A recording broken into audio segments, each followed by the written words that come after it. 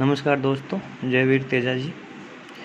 आज unit first विकास में सबसे इम्पोर्टेंट वैज्ञानिक जीन पियाजे का संज्ञानात्मक विकास अपन पढ़ेंगे।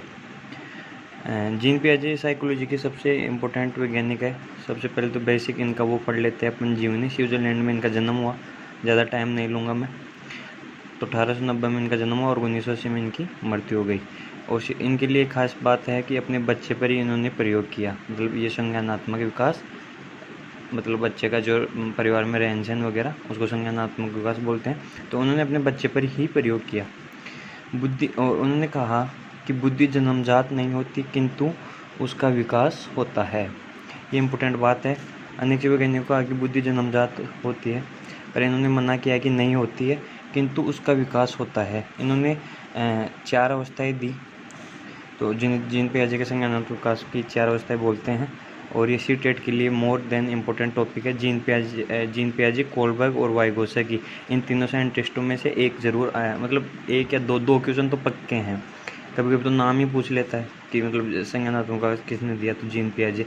तो सबसे पहली और इम्पोर्टेंट अवस्था है बच्चे के लिए इंद्रिय जनित गामक अवस्था। तो ये कब से कब होती है? 0 से 2 साल तक, 2 साल तक के बच्चों का। इस अवस्था को समझने के लिए आप अपने घर में या आस पड़ोस में किसी बच्चे को ले लो, या अपने खुद को तो क्या लोगे, बड़े हो गए होंगे तुम तो। बच्चे को, किसी को ले लो, उस बच्चे की क्रियाएं देखो कि सभी क्रियाएं इंद्रियों के माध्यम से होती है। कि 2 साल का बच्चा होता है, 1.5-2 साल का बच्चा, 1-1.5-2 साल, तो वो अपनी जैसे उसको भूख लगी तो कैसे बताएगा? या तो रोक के बताएगा। तो मतलब इंद्रियों से ही बताएगा, रोक के। जैसे कोई भी बच्चा ले लो आप। तो बच्चा सपोज करो, जैसे बच्चे को मतलब प्यास लगी, तो ऐसे बोल तो नहीं सकता ना कि, तो वो क्या करेगा? या तो रोक के बता देगा, या फिर अपनी इंद्रियों से, मतलब इंद्रिय क्या होती हैं, आँख, नाक, जीभ वगैरह, इनसे कैसे भी बता देगा। ठीक है। तो इंद्रिय जनित में क्या हो गया? 0 से 2 साल के है और सभी क्रियाएं इंद्रियों के माध्यम से ही बताता है। ठीक है। दूसरी और इम्पोर्टेंट आती है पूर्व संक्रियात्मक अवस्था, 2 से 6 वर्ष तक। इसमें बालक थोड़ा सा बड़ा हो जाता है और थोड़ा सा समझदार, मतलब इंद्रिय जनित से तो थोड़ा सा समझदार हो जाता है। इसमें अभिव्यक्ति माध्यम भाषा होती है। मतलब अभिव्यक्ति माध्यम पहले में क्या था? इंद्रिया थी। इसमें भाषा थी। मतलब 6 साल तक का बच्चा आराम से बोल सकता ना, वो वस्तुओं को पहचानना शुरू कर देता है। ये इंपॉर्टेंट बात है जीन पियाजे की। रीट 2021 के लिए तो और भी इम्पोर्टेंट है, पूछ सकता है। आत्म केंद्र का भाव होता है। वस्तुओं को पहचानना शुरू कैसे कर देता है? जैसे बच्चे को पता चल जाता है कि ये किसका है। जैसे मतलब अपने आसपास में बच्चे होते हैं तो उनको ये तो पता होता है कि ये घर मेरा है, ये घर इनका है, ये मेरे मम्मी पापा है, ये उनकी मम्मी पापा है, ये ताऊ है, ये ताई, ये मेरी स्कूल कौन सी है, मैं कौन सी। तो ये चीज़ें क्या है, वो पहचानना शुरू कर देता है। आत्म केंद्र का भाव होता है, मतलब वो अपनी मस्ती में मस्त रहता है। उसे किसी से मतलब नहीं है, किधर लड़ाइयाँ चल रही है, किधर क्या हो रहा है, उसे कुछ नहीं है। वो अपने खेल में बिजी रहता है। तीसरी और इम्पोर्टेंट अवस्था है मूर्त संक्रियात्मक अवस्था। मूर्त का क्या मतलब होता है? जो चीज़ें दिखाई देती है, जैसे पेन है, ये कॉपी है, ये 3 है, ये जो आपको दिख रही है, ये चीज़ें मूर्त हैं। तो इसमें क्या है? वस्तुओं का वर्गीकरण शुरू कर देगा।